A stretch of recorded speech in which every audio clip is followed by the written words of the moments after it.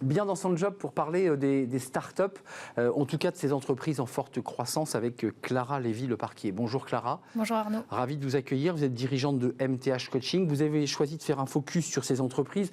Non pas qu'on n'en parle pas beaucoup, on en parle beaucoup de ces startups, mais de vous intéresser à la manière dont évoluent ces salariés dans ce type d'environnement d'entreprise en croissance. Oui, et en particulier dans cette période d'accélération qui a des impacts à la fois positifs et moins positifs pour les salariés et les managers.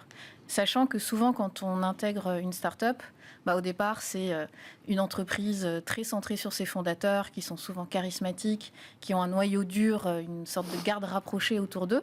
Et en fait, c'est dès le départ un terreau assez favorable, malheureusement, à des risques psychosociaux, parce que c'est des profils travailleurs, voire travaillomanes. Des personnes très engagées, on cultive un esprit famille, un peu comme à la maison. Et finalement, la frontière équilibre pro-perso est très difficile à avoir parce que on se retrouve... déjà, on travaille beaucoup, on se retrouve après le travail, parce qu'on se connaît. Il n'y a plus de frontières entre vie perso, vie pro, quoi. Donc déjà, de base... on a ce type d'environnement-là. Ça, c'est pour le noyau dur, c'est ceux qui ont fondé, c'est ceux qui ont embarqué l'entreprise à sa création, c'est une aventure humaine. Puis ensuite, en général, dans ces entreprises en croissance, on embauche, viennent se greffer des collaborateurs qui parfois se trouvent un peu perdus dans cette espèce de culture d'entreprise si particulière. Voilà, il y a comment est-ce qu'on intègre les nouvelles personnes et puis comment on gère cette hyper-croissance, à la fois pour ceux qui étaient là au début et pour tous ceux qui vont arriver. Donc il y a un côté hyper exaltant, on est dans les pionniers, on fait partie d'une grande aventure, il y a plein de challenges, de défis. Et puis c'est souvent aussi l'occasion d'avoir des responsabilités qu'on aurait difficilement pu avoir dans un autre type d'entreprise. Donc ça, c'est un ensemble de côtés positifs. On a des missions transverses, on a un peu couteau suisse. Et en même temps, ce que ça veut dire aussi, c'est que tout va très vite, les cycles sont accélérés. Et souvent, alors encore plus s'il y a une levée de fonds, il va y avoir des recrutements massifs. Alors avec parfois des erreurs de casting, et puis aussi les problèmes que vous souleviez d'intégration de toutes ces nouvelles personnes. Et en même temps, on fait aussi souvent monter très vite ceux qui étaient déjà là, et ils ne sont pas forcément préparés à leurs nouvelles responsabilités. Donc, ça casse. Voilà. Enfin, ça peut casser. Et donc, il faut être hyper vigilant à tout ce que ça peut impliquer chez les salariés, mais aussi chez les managers. Il peut y avoir beaucoup de pression, une très forte charge de travail qui peut créer donc de la surcharge mentale, un surinvestissement. Ça peut être aussi... Des burn-out.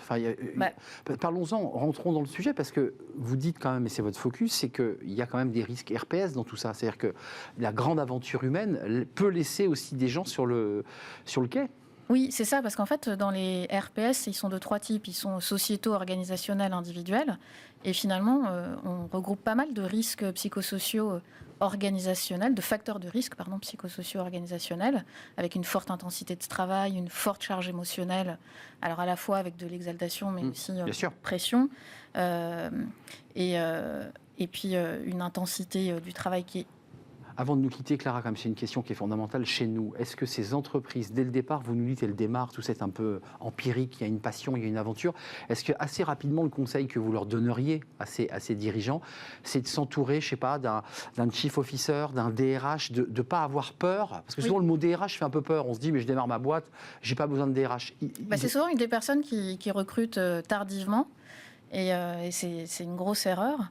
Alors évidemment, on peut commencer par s'appuyer sur des conseils RH externes, mais en tout cas, le recrutement, c'est crucial dans ces phases-là. Et ensuite, ce qu'il faut faire très rapidement aussi, c'est structurer le management. Souvent, ce qu'on voit, nous, parce qu'on accompagne des entreprises comme ça, c'est qu'ils n'ont même pas pris le temps, les dirigeants, de définir ce qu'est le rôle du manager, ce qu'ils attendent d'un manager. Donc, même les personnes qui sont propulsées managers ne savent même pas ce qu'elles doivent faire, qu'est-ce qu'on attend d'elles. Donc, ça peut sembler la base, mais c'est souvent ce qui manque. Et ensuite, accompagner les managers, développer leurs compétences, et puis aussi faire attention à tous ces facteurs de risque, à la charge de travail. Donc, prévention et accompagnement. Prévention et accompagnement, exactement. Donc ça veut dire qu'il faut quand même que quelqu'un dans la boîte, pour terminer, soit un peu observateur des signaux faibles ou des difficultés des collaborateurs. Et ce n'est pas toujours le cas du dirigeant. Et c'est pour ça que c'est important dans la prévention de sensibiliser aussi les managers à ce que sont les signaux faibles.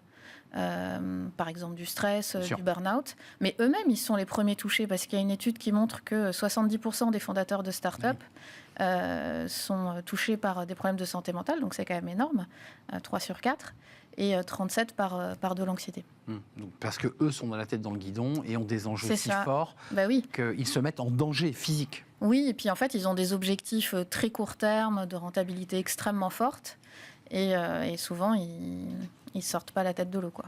Merci Clara de nous avoir éclairé. Puis c'est un message aussi envoyé à tous ceux qui sont aujourd'hui la tête dans le guidon. Pensez de temps en temps à la relever et soyez vigilants. D'abord avec vous-même, prenez soin de vous pour peut-être ensuite prendre soin des autres. Merci Clara d'être venue nous rendre visite. MTH Coaching, merci et je vous dis à très bientôt parce que je sais qu'on va se revoir. On tourne une page, c'est le cercle RH et c'est le débat avec une question sans réponse. Comment recruter et comment recruter massivement au sein des hôpitaux. On va en parler avec mes invités. C'est un peu un casse-tête et on va en parler avec eux, avec des initiatives très concrètes pour donner envie justement à des femmes et à des hommes de travailler au sein de l'hôpital public. On en parle, c'est le cercle RH et c'est tout de suite.